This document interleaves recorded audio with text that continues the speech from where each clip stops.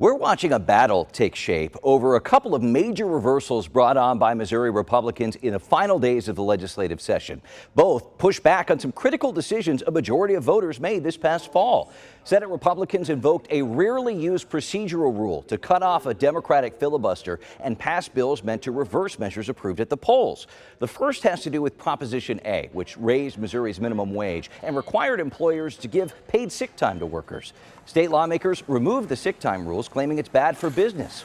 Low-wage workers point out having that paid leave could mean the difference between paying rent and getting an eviction notice.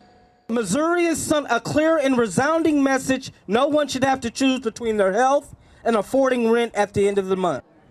The reversal does not affect the part of Prop A raising the state's minimum wage. Now, lawmakers were able to make these changes because Proposition A is not a constitutional amendment. Changing an amendment's a whole process because you're tweaking the Constitution. You have to put another amendment on the ballot and then work to convince voters to pass that one. Right now, that's exactly what's happening with abortion rights. Conservatives in the General Assembly approved an amendment that would reinstate Missouri's near-total abortion ban. The ban voters spent months petitioning to change and then eliminated in November, enshrining reproductive rights into the state constitution. This new amendment would limit abortions only to cases of rape or incest, or if the mother's life is in danger, and only if the procedure happens before 12 weeks of pregnancy. It would also grant state lawmakers the power to further restrict abortion access and prevent underage mothers from getting an abortion without parental consent. The measure also, unrelated to abortion, calls for a ban on gender transition treatments for minors, which is already illegal under state law. It protects women, it protects children, it protects the unborn, and I was happy to support it. It is the best example, I think, of a wolf in sheep's clothing. Look at this, feel like you're doing something good, but at the same time, you are giving away your rights. That's what the legislature is trying to do. As of right now, this new abortion ban amendment isn't scheduled to appear on a ballot until late next year, but Governor Kehoe could call for a special election for that to happen sooner. There's a lot to talk about when it comes to both of these changes. Michael Mahoney's back to discuss, along with Jason Hancock, editor-in-chief of the Missouri Independent. You know, last time around, gentlemen, leaders tried to adjust the abortion amendment language, right, to say that the amendment allowed dangerous and unregulated abortions. To be clear, that wasn't accurate. Jason, do we see that happening again?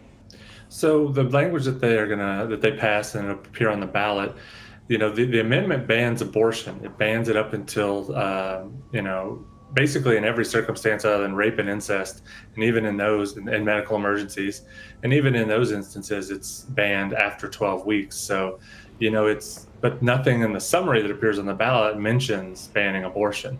So I think you're going to see some litigation about that.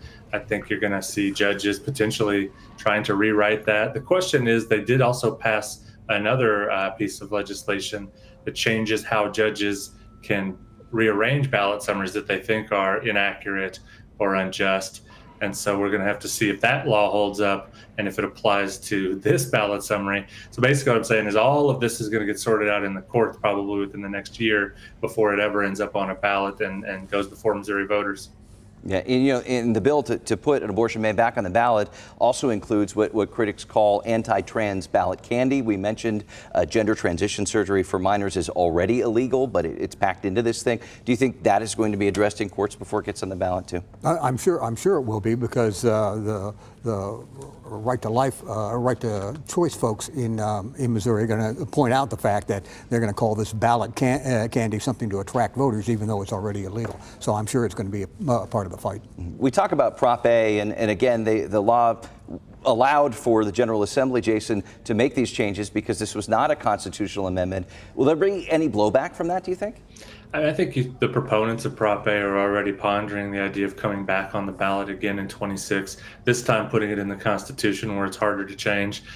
Over the last, 15, 20 years, you've seen a slow migration away from trying to change state law through the IP process towards the constitutional process, which lawmakers hate.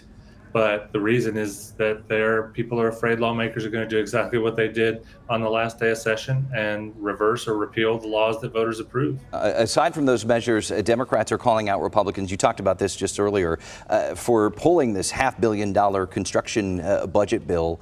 What are we seeing there? Do we think that Governor Kehoe might tack that on to the special session because he gets to mandate what's going to be talked about next month? I'm hearing, and I'm sure Jason is as well, hearing a lot about the fact that the construction bill and the stadium bill for Kansas City will probably or could be linked in an effort to sort of trade some votes that for one for the other. Yeah, and Mahoney's point is absolutely right.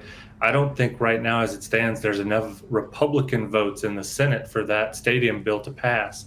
They need Democrats, and Democrats are not feeling very generous with their votes right now.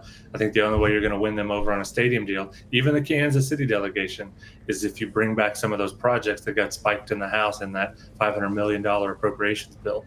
Yeah, even State Senator Barbara Washington from Kansas City pointed out that she wanted some sort of linkage between the construction bill, which also includes money for a mental health facility for young kids here in Kansas City, with any sort of stadium bill. So Jason's right. There's likely going to be linkage. Right, and many local projects have been affected by pulling that bill in the waning days of the session. We'll leave it there for now. Michael Mahoney, Jason Hancock, thank you so much.